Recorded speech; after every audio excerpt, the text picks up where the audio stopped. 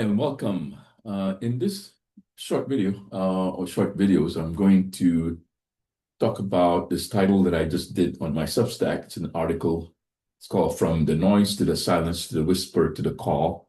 What actually happens when you heal your trauma and why the blank slate isn't the end of the journey, but the beginning. And I'll explain more about that. So, you know,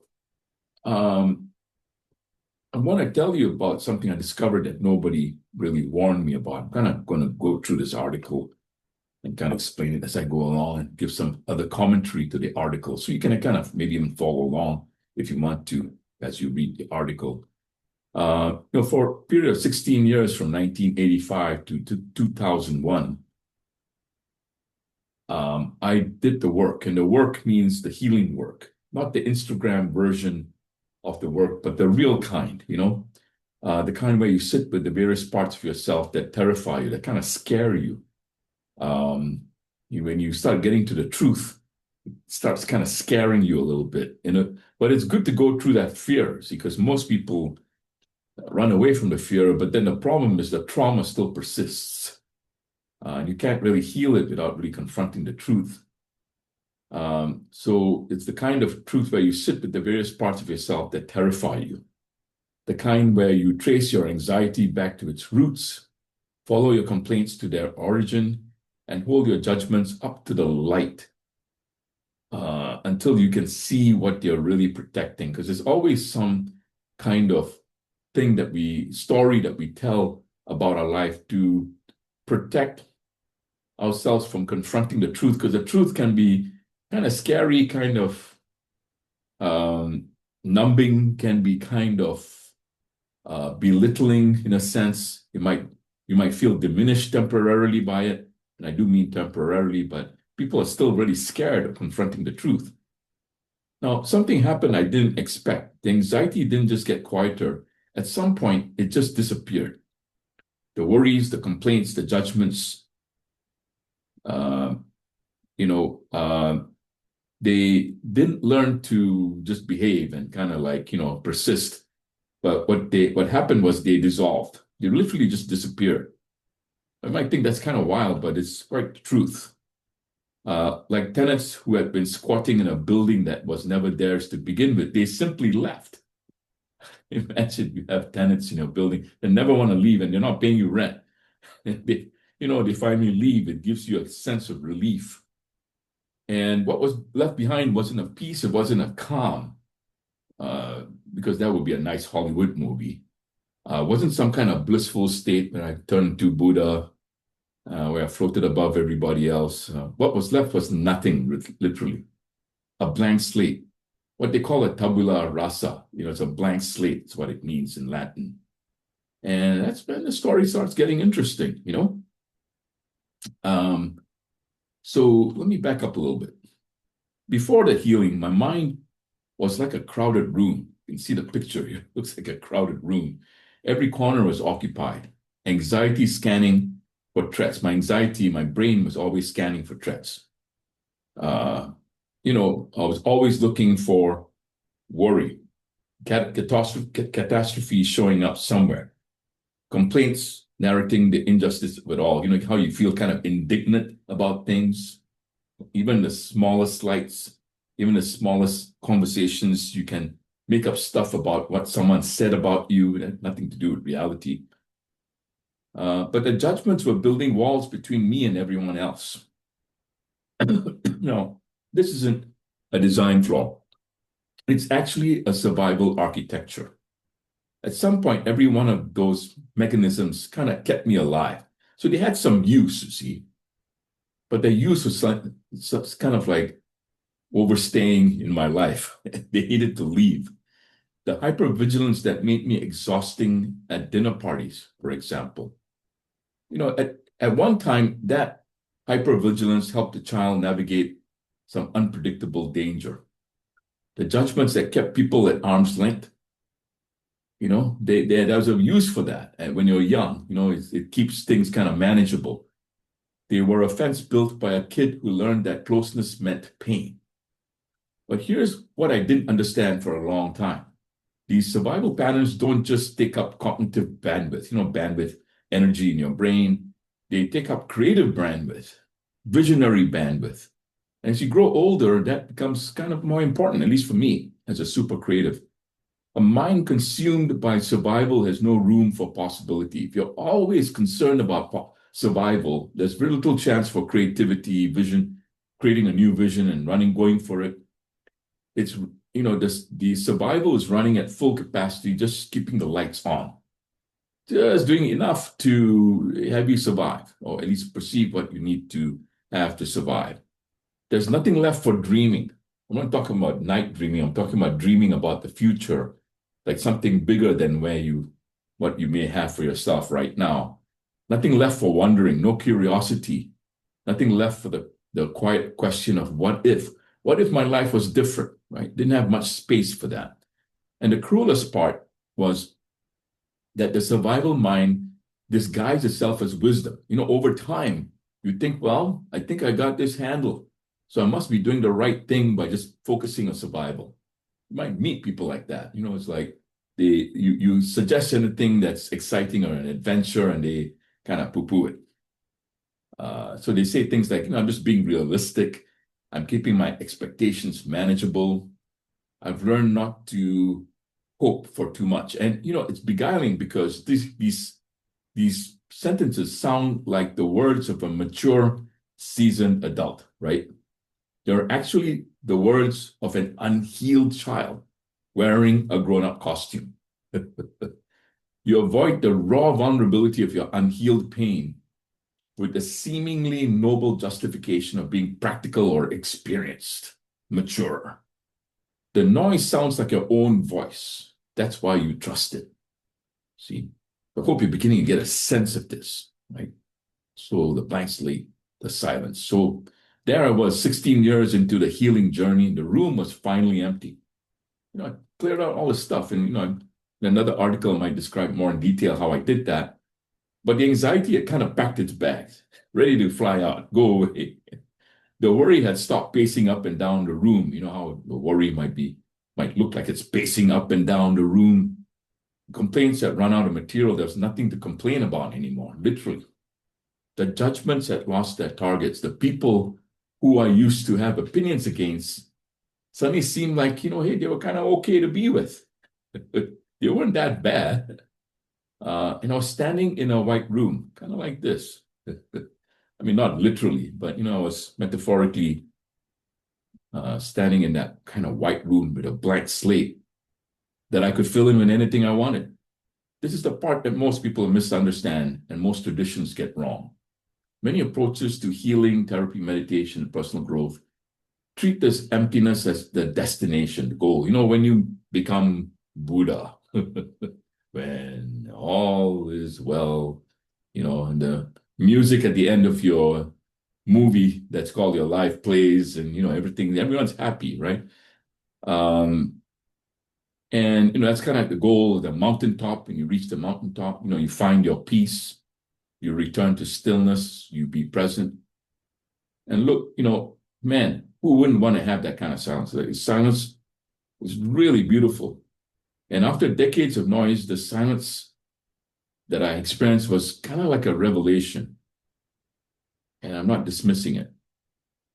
But the silence is not the destination. It's the launchpad. It's the beginning of your new life. See, a lot of people treat this like, oh, okay, well, I'm done. I got a lot of peace of mind here. But, really, it's the launchpad. Once you have that blank slate, you have a place to launch from. And I think this is why some people who do deep healing work hit an unexpected wall. Then they do the therapy, they process the trauma, they've forgiven who they need to forgive, the old patterns are gone, and now they feel kind of like empty, directionless, maybe even depressed. I know of a story that was told to me by this seminar leader who was a championship surfer, and he went out and he seeked like the biggest wave in the world. It was somewhere in Mexico.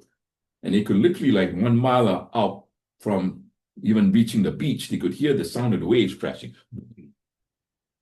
So they knew this is big waves. And this guy, he surfed this wave and this wave was so big, it felt like it was on top of a building. And he was surfing down, and he said, no matter what, Mark, just hold on and just make sure you don't fall because he could die. But he managed to surf the wave, and he came to the shore, and he crashed, literally crashed on the beach. Crashed like he laid down, and he got depressed. And this happens, when you complete something. It's kind of like silence, it's kind of quiet now all of a sudden, even though with the crashing waves, because he had accomplished everything. It's something had done. And that's kind of like what happens with a lot of therapy and trauma healing, is that you get to a point where, well, you got it resolved. And now it's kind of like empty. It's a blank slate, but it feels empty. And then you make that emptiness mean something. Like you have no direction, so you must be something wrong. So now it turns into something wrong that you have an empty slate. And some people even get depressed. And they come to me and say, I've done all this work and I still feel lost. It's a very common thing. A lot of people come to me after working on that trauma for years, maybe even decades. And I want to tell them, and it's probably the best advice I would give someone like that, is you're not lost. It means you're ready. You just don't know what you're ready for yet. But that's part of the game, see? Because a blank slate isn't broken. It's actually pregnant. It's filled with possibility. It's beguiling because you think it's empty. But emptiness is the source of possibility. See, if you filled it with all kinds of answers, you wouldn't have possibilities. You just have your answers. You wouldn't be open to other ideas, things that maybe you haven't thought about before, that could be way more exciting for you. See? And this is where people, you have to start getting really sad. And then you get into what I call the whisper, in that empty space. Sometimes you hear yourself, or you could say, some people who are spiritually minded, they say, it's their soul talking to them. But it could just be the subconscious telling you what you could be doing. So it's like a whisper. So here's what nobody told me what would happen next. From the blank slate, from that fertile nothingness, something began to write itself. Not the old patterns, not borrowed ambitions, not goals I'd absorbed from my culture or my parents or my LinkedIn feed. Something original came true. You got to listen for it. You got to pay attention. Most people don't pay attention, so they miss it. Something that had apparently been there the entire time, but could never make itself heard above the noise. Pay attention to this. Above that noise. The noise can come in even when you attain that kind of emptiness. The brain wants to start making noise so it can distract you and keep you in survival mode, not in possibility mode. Starts as curiosity, the gentlest thing, a little pull I could have easily ignored. What if, I wonder about, there's something here I can't quite name? And that's what you got to pay attention to. I call it the whisper. It's like little whispers here and there. You might recognize this as I speak. It's what I call the whisper. And it's fundamentally different from anything the occupied mind produces. When you have an occupied mind, it doesn't necessarily produce this whisper that tells you something. The occupied mind produces goals out of fear to cover up that uncomfortable silence. But the uncomfortable silence is that pregnant silence that's full of possibility. You gotta let it tell you something, So sometimes you'll say, I need to make money so I'm not vulnerable. I need status so I'm not invisible. I need control so I'm never hurt again. So you try to fit that, create a new future based on protecting yourself. So it's just more of the same old past, more of the same old reaction you had to your original trauma. Now, everybody has trauma, by the way. Most people do. If you don't, I question that if you don't have any trauma. But, we can talk about that if you do. If you don't think you have trauma, we can talk about that. The whisper produces curiosity out of aliveness. What would it look like to help 1 million leaders find what I found? What if my pain wasn't the disqualification? What if it was the qualification? The pain was, never thought of it that way. I thought the pain I had was just a horrible disability that I had. What if everything I went through was preparation for something I can't yet see? So your trauma could be a gift if it's healed. Right? Even if it's not healed, it could be a gift.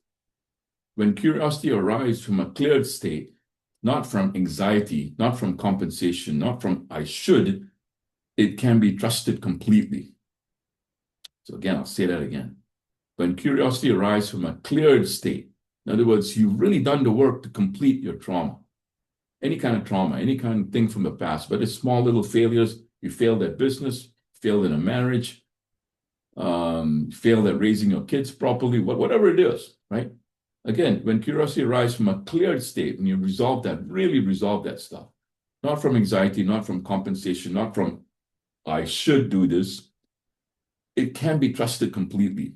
It's the first language of your, you could say, your authentic calling. First signs of you returning to an authentic state of being. It's not like you're always inauthentic, but you return to a state of where you start telling the truth about where you might have been lying before. And if you listen to it, it doesn't stay quiet. This is where people start opening up, start really feeling the experience of real joy for the first time. And this is what I call the call. The whisper turns into the call. So the whisper grew. It became louder, more insistent, more specific, especially if you start paying attention to it. The gentle curiosity that once was what if started demanding when? When will I get this done? And why not now? Why don't I actually fulfill my dreams now? This is the part of the progression I didn't anticipate. I expected that healing would lead to peace. I thought the reward for all that inner work would be a quiet life, a calm mind, evenings on the porch. Instead, I got set on fire in a good way. Not a combustible way, but a good way. Not the anxious fire of the occupied mind, not the desperate urgency of I must survive. A completely different fire started coming up. A fire I almost didn't recognize, but I did recognize because I had it when I was much younger. I think a lot of you know what I'm talking about. So it's not like I went back into my childhood, but that fire I used to have as a child, the curiosity, the burning desire, came back as a grown adult. The creative, purposeful, almost volcanic demand of I must create, I must contribute, I must become who I was always meant to be, and I cannot waste another day. The vision to transform 1 million leaders who transform 100 million lives didn't come from a business plan. I promise you it didn't. And that's my vision statement. One of two vision statements. Transform 1 million leaders who transform 100 million lives. Didn't come from a business plan. Okay. Didn't come from ambition, really, even.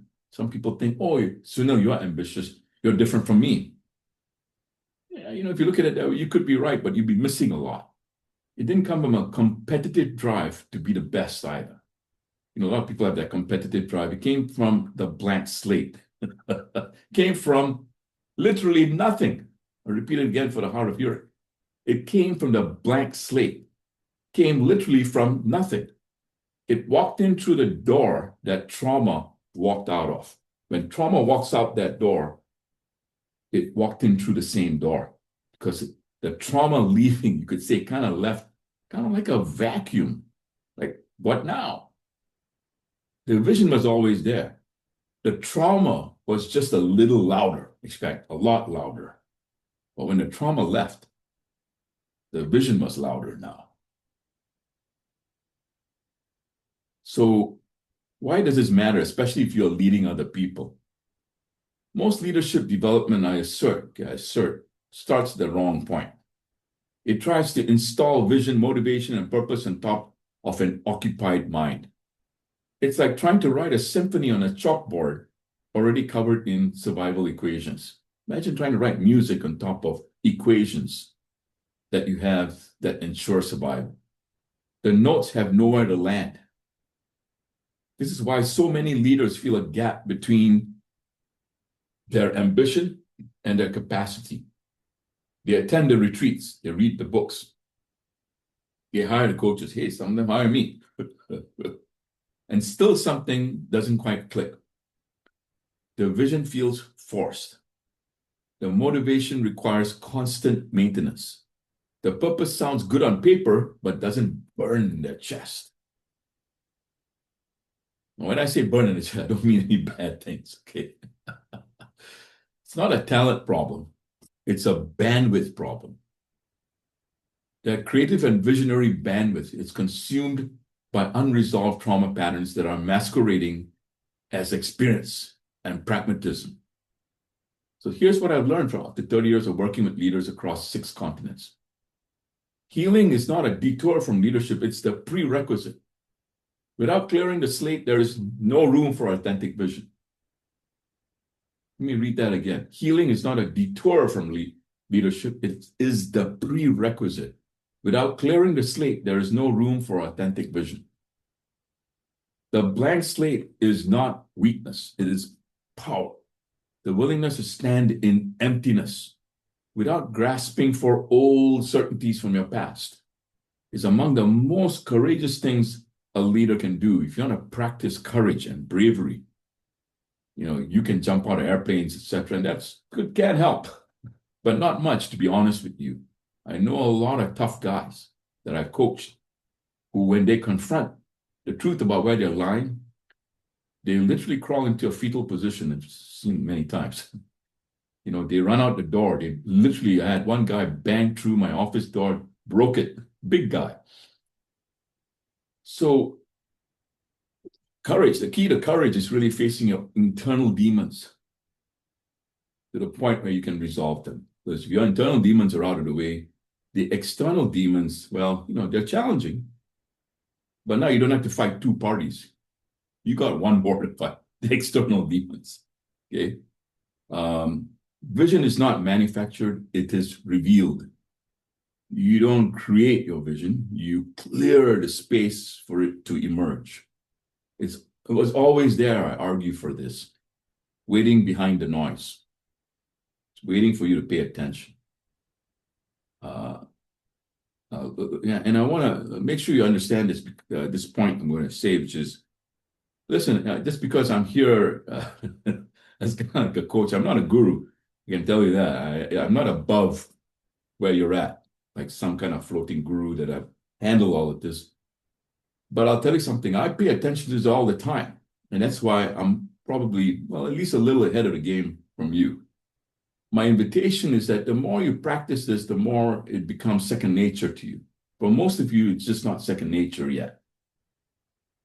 So it's second nature when you can recognize the noise and you can recognize your vision, the whisper and the call that's calling to you. The whisper, you'll learn to trust over time. The whisper becomes trustworthy. When curiosity arises from a cleared state or a cleared slate, not from anxiety or compensation, it can be followed with full confidence. This is how you build your confidence, your courage, your bravery, you could say your guts, your heart to handle things. It is the voice of your authentic calling. This is where bullies stop being bullies. This is where you find your voice and you speak up. And you're not afraid for people to disagree with you. You bring courage and bravery to the game that you always had, but you forgot. I don't know if any baby was really born a coward. Not born a coward. And I see that with a lot of compassion because I know some of you are grappling with stuff, dealing with stuff, even no matter where you're at, top leader of a company, top woman in your company, top man in your company, doesn't matter. I know some of you are dealing with that. In fact, sometimes the higher you climb, scarier it gets, doesn't it? So I assure you that this is the voice of your authentic calling. It's like a little seedling coming out of the ground, feeling sunshine for the first time because you're giving it the chance to grow. So this is my invitation. You're reading this and you recognize yourself in the noise, the anxiety, the worry, the complaints, the judgments that won't quit. I want you to know that it's not you. That's architecture. It's your architecture. It was built for a reason and it served you once to help you survive. But the conditions it was built for may no longer exist. They existed when you were young. but maybe not so much now. If you've done deep healing work and you're standing in the blank slate feeling a little lost, I want you to know you're not broken. You're ready. Pregnant, ready. Stay in the silence a little longer. Listen carefully. Pay attention. The whispers are coming. They always come. It's your intuition. It's in your subconscious. Those of you who believe in a God, comes from a higher plane, comes from the cosmic universe, however you want to say it, okay? And if you're hearing the whisper right now, that small, almost imperceptible pull towards something you can't quite name, I want you to know, trust it, follow it. It will grow. It will become undeniable. It will become the call you are born to answer. The progression is always the same. From the noise, to the silence, to the whisper, to the call. Your vision was always there. The trauma was just louder. I thank you for the opportunity to make a difference for you. And if you'd like to learn more, please visit my site at sunilbhaskaran.com. Please like the video, and I'll see you around the campus. Take care, everybody. Bye-bye.